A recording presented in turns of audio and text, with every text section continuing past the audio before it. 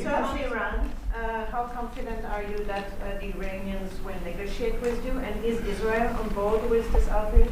Yeah, I saw the hostages the other day. They came in, people that were not young, some young and some older, much older. And they gave, it was hard for them to do it actually. They gave statements as to what happened. I was asking, what happened? How was it? I said, did you see anybody in there that was kind, like out of the hundreds of people that you were seeing, Hamas? Did some of them wink at you and say, don't worry, you're going to be okay, or give you a piece of bread, or no? I said, were there any people that were like kind? I was shocked. The answer was nobody. There was nobody. Just the opposite. They'd be slapped and punched. One man broke his ribs. He couldn't breathe for a month. It was brutal.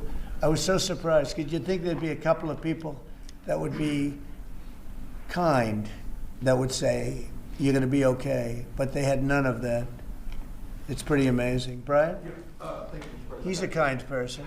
Well, according to Although not to Zelensky, he wasn't. Well, you know what, that's another But to Trump, he's conversation. been good. Yeah. Go ahead, Brian. Nice tie, by the way. Thank you. We, Thank you. I like yours too.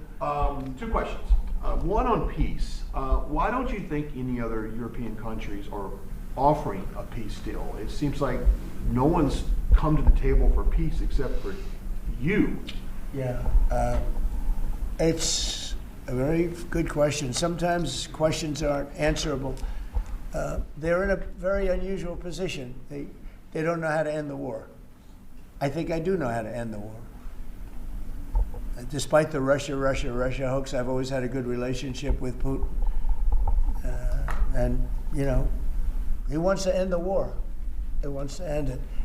And I think he's going to be more generous than he has to be. And that's pretty good. That means a lot of good things.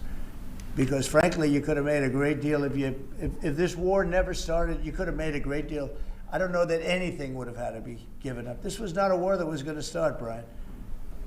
And it didn't start. For 4 years, somebody said, well, how do we know that? Well, for 4 years, it didn't start. I used to speak to Vladimir about it. I used to speak to him about it at length. It was the apple of his eye, but there was no way he was going in. And he knew, there were going to be consequences. But it did start.